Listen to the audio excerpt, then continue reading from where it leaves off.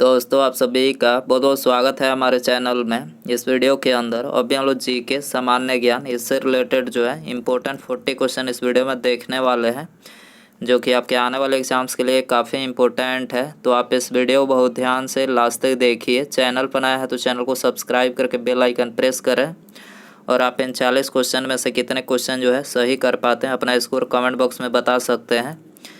तो देखिए यहाँ पर पहला क्वेश्चन दिया गया है, वाक्य एवं अभिव्यक्ति की स्वतंत्रता के अंतर्गत निम्नलिखित में से कौन शामिल है। देखिए वेरी इंपॉर्टेंट क्वेश्चन है, बहुत बार ये क्वेश्चन यहाँ से क्वेश्चन जो है एग्जाम में पूछे जा चुके हैं। तो वाक्य एवं अभिव्यक्ति की स्वतंत्रता के अंतर्गत जो है जो शामिल है वो है प्रेस की स्वतंत्रता, प्रदर्शन एवं विरोध का अधिकार, चुप रहने की स्वतंत्रता और हड़ताल का जो अधिकार है ये इसमें शामिल नहीं है। तो 1, 2 और 3 यहाँ पर ये तीनों शामिल है। तो ऑप्शन डी यहाँ पर करेक्ट हो जाएगा, 1, 2 और 3। इसके अलावा प्रेस की स्वतंत्रता भारत के संविधान के कौन से अनुच्छेद में वर्णित है। तो अनुच्छेद 19(1)(a) में वर्णित है, याद रखना है आपको। क्वेश्चन नंबर 2 है, संविधान के किस अनुच्छेद में यह वर्णित है कि राज्य न्यायपालिका को कार्यपालिका से पृथक करेगा। तो राज्य न्यायपालिका को कार्यपालिका से पृथक करेगा कौन से अनुच्छेद में है ये, अनुच्छेद 50 में। अनुच्छेद 50 ऑप्शन सी करेक्ट हो जाएगा। क्वेश्चन नंबर 3 है, भारत की संसद निम्नलिखित में से किससे मिलकर बनती है। तो भारत की संसद जो है ये लोकसभा, राज्यसभा और राष्ट्रपति, ठीक है, उपराष्ट्रपति नहीं रहेगा इसमें, ये तीनों रहेगा, ठीक है। लोकसभा, राज्यसभा और राष्ट्रपति से मिलकर जो है भारत की संसद बनती है। तो ऑप्शन सी यहाँ पर करेक्ट हो जाएगा। क्वेश्चन नंबर 4 है, संविधान सभा के मूल अधिकारों, अल्पसंख्यकों एवं जनजातियों तथा बहिष्कृत प्रभावित क्षेत्रों के लिए परामर्शदाता समिति के अध्यक्ष थे। तो देखिए इस समिति के अध्यक्ष थे Sardar Patel. Sardar Patel option C correct हो जाएगा। क्वेश्चन नंबर 5 है, निम्नलिखित में से कौन सा कथन प्रस्तावना के संदर्भ में सही है। तो प्रस्तावना के संदर्भ में देखिए पहला ऑप्शन पढ़ते हैं, प्रस्तावना संविधान का एक भाग है, बिल्कुल भाग है, ये करेक्ट है। दूसरा दिया गया है, प्रस्तावना को संशोधित नहीं किया जा सकता। तो देखिए ये गलत है, क्योंकि प्रस्तावना को संशोधित किया जा सकता है। तो ऑप्शन केवल यहाँ पर एक करेक्ट हो जाएगा, ठीक है। इसके अलावा प्रस्तावना से रिलेटेड जो क्वेश्चन एग्जाम में पूछे जाते हैं वो यहाँ पर इम्पोर्टेंट क्वेश्चन लिखे हैं। पहला दिया गया है, भारतीय संविधान के किस भाग को उसकी आत्मा की संज्ञा प्रदान की गई है। तो प्रस्तावना को जो है ये उसकी आत्मा की संज्ञा प्रदान की गई है भारतीय संविधान के। भारत किस भारत का राष्ट्र है। तो धर्मनिरपेक्ष राष्ट्र है, ठीक है। संविधान निर्माताओं ने किस पर विशेष ध्यान दिया था। तो प्रस्तावना पर जो है संविधान के जो निर्माताओं थे वो उन्होंने इस पर जो है सबसे ज़्यादा ध्यान दिया था। अगला क्वेश्चन है, भारत एक धर्मनिरपेक्ष राज्य है, इसका मतलब है कि भारत राज्य, तो देखिए इसका मतलब है कि भारत राज्य किसी निश्चित धर्म का समर्थन नहीं करता है। प्रथम केंद्रीय विधानसभा का गठन कब किया गया था। तो 1921 में किया गया था। भारत की अंतःकालीन संसद में कितने सदस्य थे। तो 296 सदस्य थे। किस एक अधिकार को डॉक्टर BR अम्बेडकर द्वारा संविधान की आत्मा कहा गया है। तो ये संवैधानिक उपचार के अधिकार के द्वारा क्या कहा गया है, मतलब यह संवैधानिक उपचार के अधिकार को जो है ये मतलब डॉक्टर BR अम्बेडकर के द्वारा जो है उसकी आत्मा कहा गया है। लोकतांत्रिक केंद्रीकरण किसकी महत्वपूर्ण विशिष्टता है। तो समाजवादी राज्य की विशिष्टता है। भारतीय संविधान के अंतर्गत किसे मूल अधिकारों का संरक्षक समझा जाता है। तो न्यायपालिका को समझा जाता है। संविधान के अंतर्गत मूल अधिकारों का संरक्षक कौन है। सर्वोच्च न्यायालय है। भारत पूर्ण संप्रभु लोकतांत्रिक गणराज्य कब बना। 26 नवंबर 1949 को बना। भारत के संविधान सभा का अध्यक्ष कौन थे। डॉक्टर राजेंद्र प्रसाद थे। भारतीय संविधान की प्रस्तावना में भारत को किस रूप में घोषित किया गया है। तो प्रस्तावना को जो एक प्रभुत्व संपन्न, समाजवादी, धर्मनिरपेक्ष और प्रजातांत्रिक गणराज्य के रूप में जो है घोषित किया गया है। संविधान के अंतर्गत भारतीय लोकतंत्र के आदर्शों को हम कहाँ देख सकते हैं। तो ये प्रस्तावना में देख सकते हैं। भारतीय संविधान के किस भाग को आत्मा की संज्ञा प्रदान की गई है। तो ये तो हमने अभी बताया, प्रस्तावना को की गई है। उसके बाद यहाँ पर अगला क्वेश्चन है, देश के शासन में मूलभूत है देश के शासन में मूलभूत है और विधि बनाने में इन तत्वों को लागू करना राज्य का कर्तव्य होगा। यह निम्नलिखित में से किसके संबंध में कहा गया है? तो देखिए ये कहा गया है राज्य के नीति निर्देशक तत्वों के संबंध में। ठीक है, देश के शासन में मूलभूत है और विधि बनाने में इन तत्वों को लागू करना राज्य का कर्तव्य होगा, यह राज्य के नीति निर्देशक तत्वों के संबंध में बोला गया। तो ऑप्शन बी करेक्ट हो जाएगा। लोकसभा को उसके कार्यकाल के समाप्ति के पूर्व ही भंग किया जा सकता है। तो किसके द्वारा भंग किया जा सकता है? तो मंत्रिपरिषद की सलाह पर राष्ट्रपति के द्वारा भंग किया जा सकता है। अगला क्वेश्चन है कि संविधान संशोधन अधिनियम द्वारा यह प्रावधान किया गया है कि राष्ट्रपति राष्ट्रीय आपातकाल की उद्घोषणा केवल मंत्रिमंडल की लिखित सिफारिश प्राप्त होने पर ही कर सकता है। तो कौन से संशोधन में किया गया है? 44वें संशोधन में। ठीक है, में यह प्रावधान किया गया है कि राष्ट्रपति जो राष्ट्रीय आपातकाल की उद्घोषणा केवल मंत्रिमंडल की लिखित सिफारिश प्राप्त होने पर ही कर सकता है। तो याद रखना है। अगला क्वेश्चन है एमाइलेज एंजाइम का स्राव किसके द्वारा होता है? एमाइलेज एंजाइम का स्राव किसके द्वारा होता है? अग्न्याशय के द्वारा। अग्न्याशय जो है मानव शरीर की दूसरी सबसे बड़ी ग्रंथि है और यकृत जो है मानव शरीर की सबसे बड़ी ग्रंथि है। तो याद रखना है अग्न्याशय। अगला क्वेश्चन है वृक्क के बाहरी तथा भीतरी भाग को क्रमशः कहा जाता है, क्या कहा जाता है? तो बाहरी और भीतरी भाग को बताना है। तो देखिए बाहरी भाग को जो है कोर्टेक्स बोला जाता है और भीतरी भाग को जो है मेड्यूला। तो ऑप्शन ए करेक्ट हो जाएगा। अगला क्वेश्चन है रक्त शर्करा को नियंत्रित करने के लिए इंसुलिन का स्राव किस ग्रंथि से होता है? तो इंसुलिन का जो स्राव होता है अग्न्याशय ग्रंथि से। अग्न्याशय ऑप्शन सी करेक्ट हो जाएगा। मुद्रास्फीति तथा बेरोजगारी के मध्य के संबंधों को दर्शाता है। मुद्रास्फीति तथा बेरोजगारी के मध्य के संबंधों को दर्शाता है। तो ये फिलिप्स वक्र दर्शाता है, ये करेक्ट हो जाएगा। अगला क्वेश्चन है घाटे की वित्तीय व्यवस्था का अर्थव्यवस्था पर क्या प्रभाव पड़ता है? तो मुद्रा आपूर्ति में वृद्धि होती है। घाटे की वित्तीय व्यवस्था का अर्थव्यवस्था पर क्या प्रभाव पड़ता है? मुद्रा आपूर्ति में वृद्धि। ऑप्शन बी करेक्ट हो जाएगा। आरबीआई का लेखा वर्ष है। तो 1 जुलाई से 30 जून है। 1 जुलाई से 30 जून ऑप्शन ए करेक्ट हो जाएगा। अगला क्वेश्चन है भौतिक मानचित्र में किसे शामिल किया जाता है?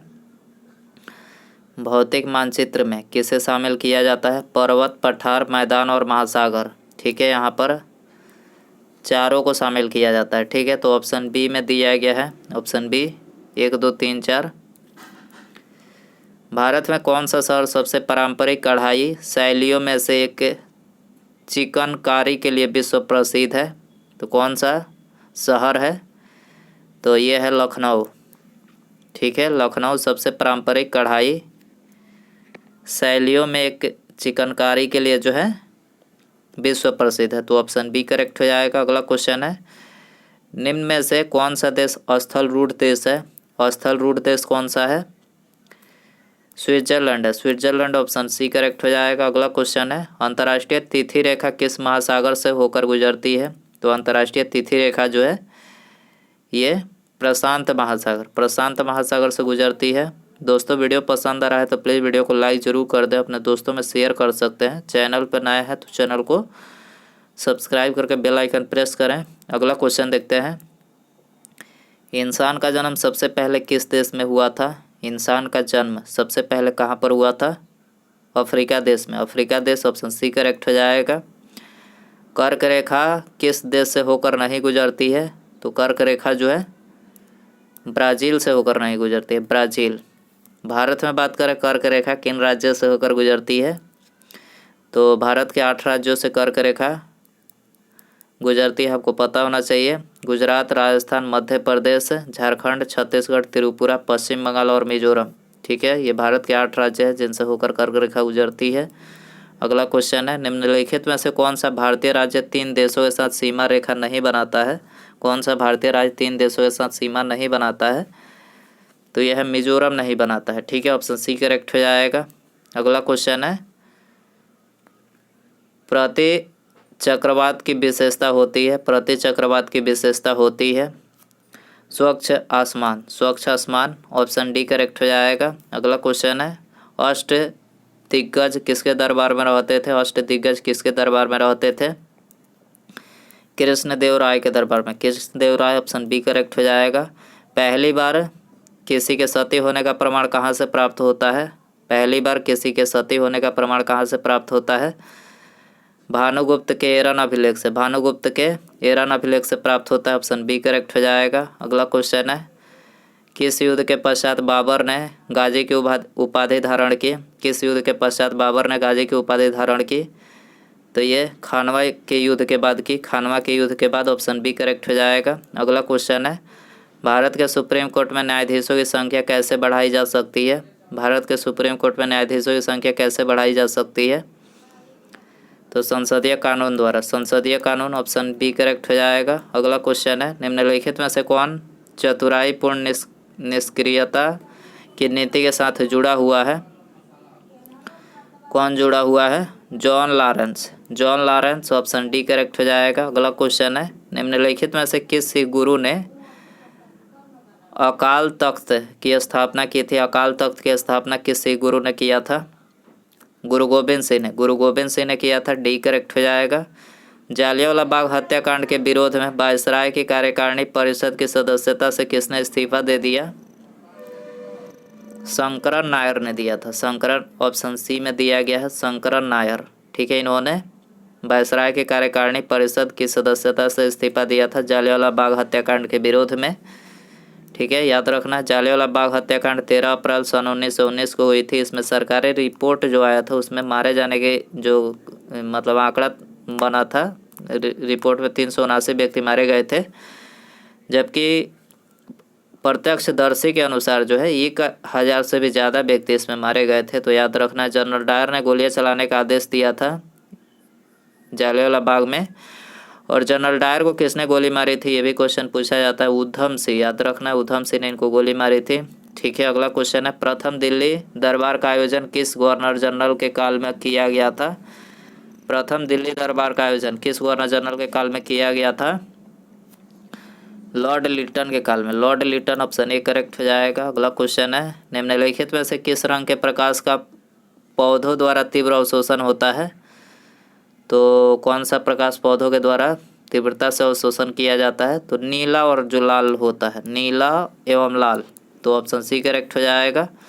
गन मेटल किसका मिश्र धातु है? तो गन मेटल जो है CuSnZn, तीनों का मिश्र धातु है। किस उत्प्रेरक की उपस्थिति में खाद्य वनस्पति तेल वसा में परिवर्तित किए जाते हैं? किस उत्प्रेरक की उपस्थिति में खाद्य वनस्पति तेल वसा में परिवर्तित किए जाते हैं? तो ये किए जाते हैं निकेल में। ठीक है, अगला क्वेश्चन है नेत्रदान में कौन सा भाग दान दिया जाता है? कॉर्निया, कॉर्निया को दान किया जाता है नेत्रदान में, सी करेक्ट हो जाएगा। अगला क्वेश्चन है निम्नलिखित में से कौन सही नहीं है? सही नहीं है इनमें से कौन सा? तो देखिए पहला एक एक करके पढ़ते हैं। पहला दिया गया है तापमान के बढ़ने पर वायु में ध्वनि का वेग बढ़ता है। ठीक है, तो ये भी करेक्ट है, मतलब ये करेक्ट है। वायु में ध्वनि का वेग दाब पर निर्भर नहीं करता है, तो ये भी करेक्ट है। आर्द्रता के बढ़ने से वायु की ध्वनि वेग कम हो जाता है, तो देखिए कम नहीं होता है बल्कि बढ़ता है, यहाँ पर होना चाहिए, तो ये मतलब गलत है। अगला क्वेश्चन है आयाम तथा आवृत्ति के परिवर्तन से वायु में ध्वनि का वेग प्रभावित नहीं होता है, तो ये भी करेक्ट है। तो यहाँ पर गलत पूछा गया है, कौन सही नहीं है, तो सी हो जाएगा आंसर। प्रत्यावर्ती धारा को दिष्ट धारा में परिवर्तन करने वाली युक्ति को क्या कहते हैं? प्रत्यावर्ती धारा को दिष्ट धारा में, तो इसको बोलते हैं रेक्टिफायर, रेक्टिफायर बी करेक्ट हो जाएगा। सूची फर्स्ट को सूची सेकंड से सुमेलित कीजिए। लाइपेज की बात करें तो देखिए लाइपेज जो है वसा विघटन एंजाइम है। लाइपेज क्या है? वसा विघटन एंजाइम है। ये का 4 हो जाएगा। ट्रिप्सिन, ट्रिप्सिन क्या है? प्रोटीन का पाचन करता है। 3 में जाएगा एमाइलेज, एमाइलेज जो है कार्बोहाइड्रेट का पाचन करता है। और इरेप्सिन, पॉलीपेप्टाइड को एमिनो अम्ल में बदलता है। तो आप इसको सुमेलित देख सकते हैं। अगला क्वेश्चन है, भारत निम्नलिखित में से किस देश के साथ सबसे लंबी अंतर्राष्ट्रीय सीमा को साझा करता है? सबसे लंबी अंतर्राष्ट्रीय सीमा को साझा करता है बांग्लादेश के साथ। ये आंसर हो जाएगा। अगला क्वेश्चन है, लक्षद्वीप में कितने द्वीप समूह हैं? लक्षद्वीप में कितने द्वीप समूह? आप सभी के लिए ये होमवर्क क्वेश्चन रखते हैं, ठीक है। 17, 27, 36 या फिर 47। दोस्तों आप इसका आंसर कमेंट बॉक्स में ज़रूर बताएं और आप इनमें से कितने क्वेश्चन सही कर पाए हैं अपना स्कोर भी बता सकते हैं। चैनल पर नया है तो चैनल को सब्सक्राइब करके बेल आइकन प्रेस करें, ठीक है। मिलते हैं अगले वीडियो में। नमस्कार, जय हिंद, जय भारत।